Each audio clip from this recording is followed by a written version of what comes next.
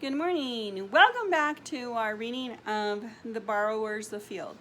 We're going to finish chapter 1. We're going to do try to finish chapter 2. In between, I'm going to stop and review some of the different vocabulary that they're using in this book, just a little bit, because then I only have 10 minutes for this, so I'm going to run out of time if I don't keep going, okay? If you haven't gotten your paper and your pencil for your notes or your writing book, please get them now. Stop the video and go get them. Okay, here we go. Sift the evidence. There was Kate realized, calming down a little, a fair amount of that, even before Mrs. May had spoken of such creatures. Kate had suspected their existence.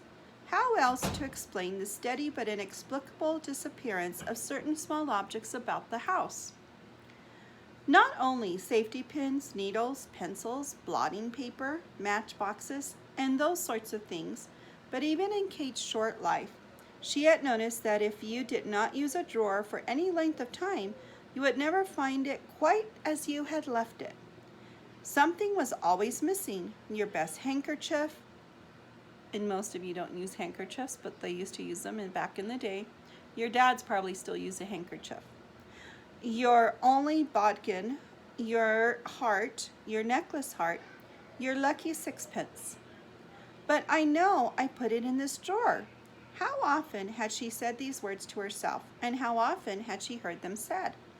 As for attics, I am absolutely certain Kate's mother had wailed only last week on her knees before an open trunk, searching frantically for a pair of shoe buckles. That I put them in this box with the ostrich fan. They were wrapped in a piece of black wadding, and I slipped them here, just below the handle.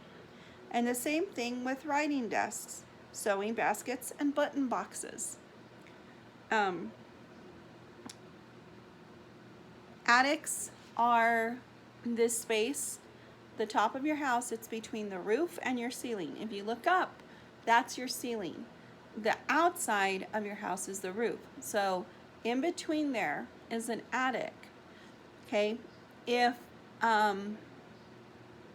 you live in a trailer, you do not have an attic. I used to live in a trailer and we did not have an attic. But in houses, you have attics. But back in the day, they used to have a staircase that went up to the attic, or they would be able to get into the attic to put stuff that they don't use. And so it was really part of their house. Button boxes, sewing baskets, those are things I remember my grandma had. My grandma used to have a button box. And I have her button box that she had. And all it had was on it was written buttons. And then it was made out of wood. And I would get it for you, but it's going to be too late. I'll have it for the next reading. Okay, I'm already 3 minutes in. I gotta keep going. There was never as much tea next day as you had seen in the caddy the evening before, nor rice for that matter, nor lump of sugar. Yes, Kate decided, there was evidence if only she knew how to sift it. I suppose, she remarked thoughtfully as she began to fold up her napkin, some houses are more apt to have them than others. Some houses, said Mrs. May, do not have them at all. And according to my brother, she went on, it's the tidier houses, oddly enough, which attract them most. Borrowers, he used to say, are nervous people. They must know where things are kept and what each human being is likely doing at any hour of the day. In untidy, noisy, badly run houses, oddly enough, you can leave your belongings about with impunity. As far as borrowers are concerned, I mean. And she gave a short laugh. Could borrowers live out of doors? Asked Kate suddenly. No, not easily, said Mrs. May. They need human beings. They live by the same things human beings live by. So here are the things that the borrowers borrow. Basic things that we use. I was thinking, went on Kate, about Pod and Homily and little Ariadne. I mean, when they were smoked out from under the floor. How do you think they managed? I often wonder, said Mrs. May. Do you think, said Kate, the Ariadne did become the last living borrower, like your brother had said she would? Yes, he said that, didn't he? The last of her race. I sincerely hope not. It was unkind of him, Mrs. May added reflectively. I wonder, though, how they got across those fields. Do you think they ever did find the badger set?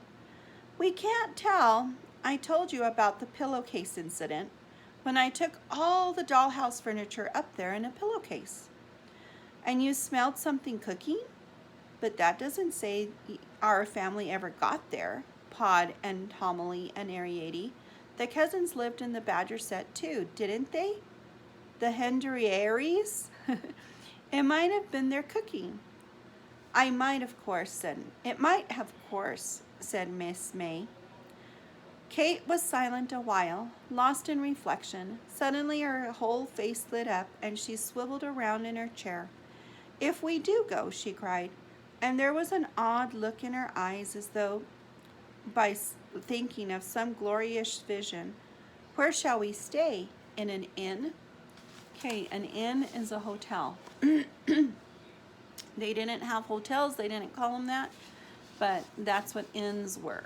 Okay, it's a place to stay. But nothing turns out, in fact, as you have pictured it.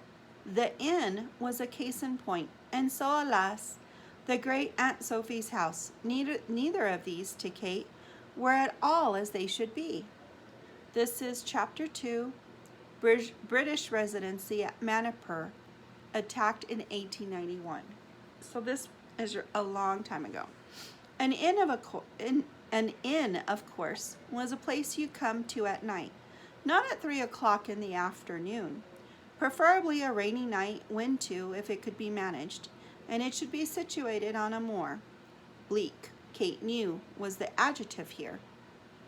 And there should be scullions. Mine host should be gravy-stained and broad in the beam, with a tousled apron pulled across his stomach, and there should be a tall, dark stranger, the one who speaks to nobody, warming thin hands across the fire. And the fire should be a fire, crackling and blazing, laid with an impossible-sized log, and roaring its great heart out up the chimney.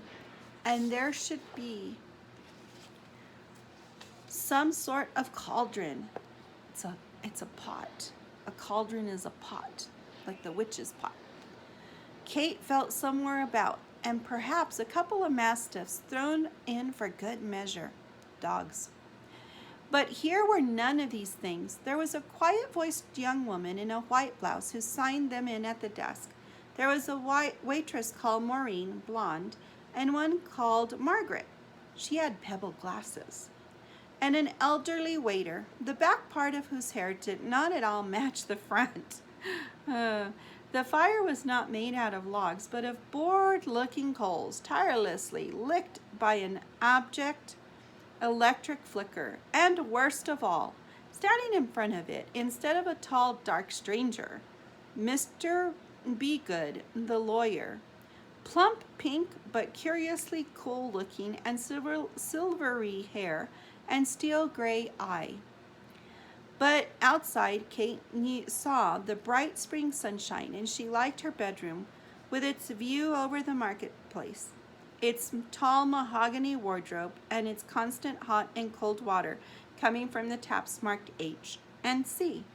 And she knew that tomorrow they would see the house, this legendary, mysterious house, which were so surprisingly had become real, built no longer on an airy fantasy, but, she gathered, of solid bricks and mortar, standing firmly in its own grounds 2 miles along the road. I'm going to stop there. I have 30 seconds, okay? So, I want you to think about what you've read. I want you to jot down, what do you think is going to happen when they finally go to that house? What do you think is going to happen? Are they going to find them? Are they going to see them? What do you think? Okay, write it down. Thank you for watching. Come back and we'll finish up chapter 2 and start on chapter 3.